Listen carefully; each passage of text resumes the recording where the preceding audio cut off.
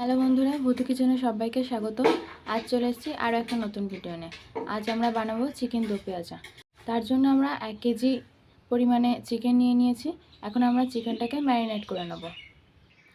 Marinate করে নেওয়ার জন্য আমরা এখানে নিয়ে নিয়েছি 50 গ্রাম ফ্যাটানো টক দই, হাফ চামচ আদা বাটা, 1 চামচ রসুন বাটা, পরিমাণ মতো লবণ এবং পরিমাণ মতো হলুদ।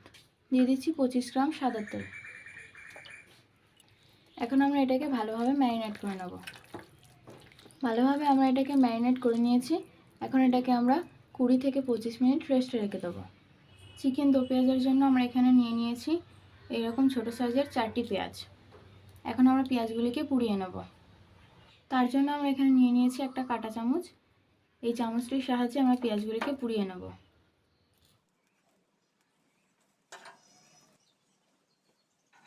এইভাবে আমরা সমস্ত পেঁয়াজগুলিকে পুড়িয়ে নেব। এবার আমরা ওভেনে কড়াই বসিয়ে দিয়েছি এবং কড়াইতে তেল দিয়ে দিচ্ছি। এরপর আমরা ফোড়নে দিয়ে দিচ্ছি দারচিনি, এলাচ, শুকনো লঙ্কা এবং লবঙ্গ। এগুলি ভালোভাবে ভাজা হয়ে গেলে দিয়ে দেবো সামান্য জিরে। এরপর আবারও ভালোভাবে নেড়েচেড়ে ভেজে নেব। এরপর দিয়ে দেবো কুচিয়ে রাখা পেঁয়াজ। পেঁয়াজগুলিকে নেড়েচেড়ে আমরা ভালোভাবে ভেজে নেব।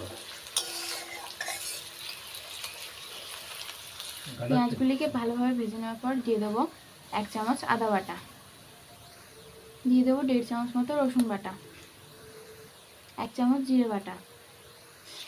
এখন আমরা এটাকে ভালোভাবে নেড়েচেড়ে নেব।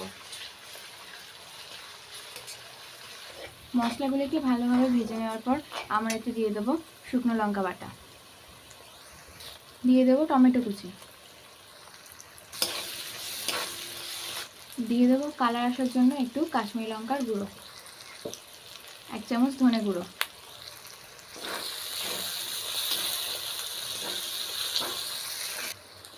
মশলাটা ভালোভাবে ভাজা হয়ে তেলটা ছেড়ে আসলে দিয়ে দেবো ম্যারিনেট করা চিকেন।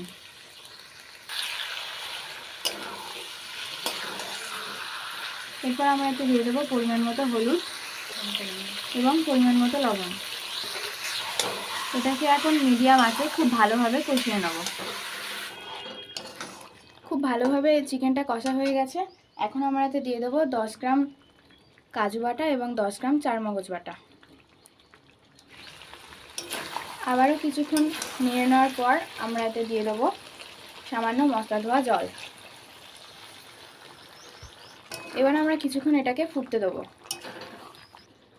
যতক্ষণ চিকেনটা ফুটছে ততক্ষণ আমরা আগে থেকে পুড়িয়ে রাখা পেঁয়াজগুলি এইভাবে কেটে নেব। এইভাবে একে একে আমাদের পেঁয়াজের খোসাগুলি ছাড়িয়ে নিতে হবে। একইভাবে সমস্ত পেঁয়াজগুলিকেই আমরা এইভাবে ছাড়িয়ে নেব। এরপর আমরা একটা টমেটোকে বীজ বার করে কেটে নেব।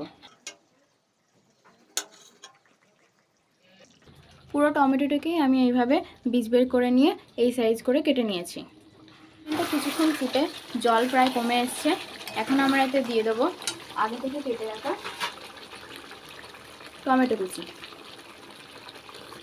দিয়ে দেবো ছাড়িয়ে রাখা পেঁয়াজের পাপড়িগুলি। এরপর কিছুক্ষণ নেড়েচেড়ে নামিয়ে নিলেই রেডি চিকেন দো পেঁয়াজা। চিকেন দো পেঁয়াজাটাকে আমরা নামিয়ে নিয়েছি। খুব সুন্দর দেখতে হয়েছে এবং সুগন্ধটাও খুব সুন্দর হয়েছে।